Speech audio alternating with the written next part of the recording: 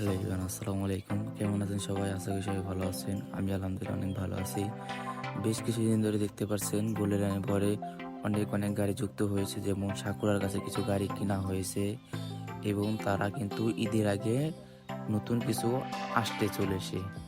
সেটা অনেকজন দেখে ফেলেছেন, অনেকজনে দেখেন নাই।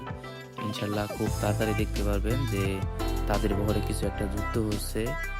ইতিমধ্যে তারা 12ই মার্চ থেকে বান্দরবনে রোড চালু করা শুরু হচ্ছে। বান্দরবনে নতুন রোড চালু হচ্ছে এবং ফরিদপুর থেকে যেতে পারবেন, ঢাকা থেকে যেতে পারবেন, আপনারা গাবতলী থেকে যেতে পারবেন। মার্সিডিজ ব্র্যান্ডের নতুন বাস যুক্ত হচ্ছে, আপনারা এটা সবাই কম বেশি জানেন। একটা ভাই কমেন্ট করছিলেন যে ভাই গোল্ডেন লাইনের 4টা যে হুন্ডাই বাস ছিল এগুলো কি করছে। আসলে তারা বর্তমানে ফরিদপুর থেকে ঢাকা রাস্তা অনেক ভালো না, আর দ্বিতীয়ত তারা হুন্ডায় যাত্রী পারছে না, মানে যাত্রী হচ্ছে না। যেরকম হুন্ডাই বাস যেরকম যাত্রী লাগে, তার জন্য ওই 4টে বাস তারা বিক্রি করে দিছে।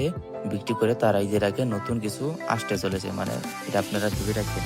ভিডিওটা সম্পূর্ণ দেখেন। আর আজকের ভিডিও এই পর্যন্ত ছিল। সবাই ভালো থাকবেন। আল্লাহ হাফেজ।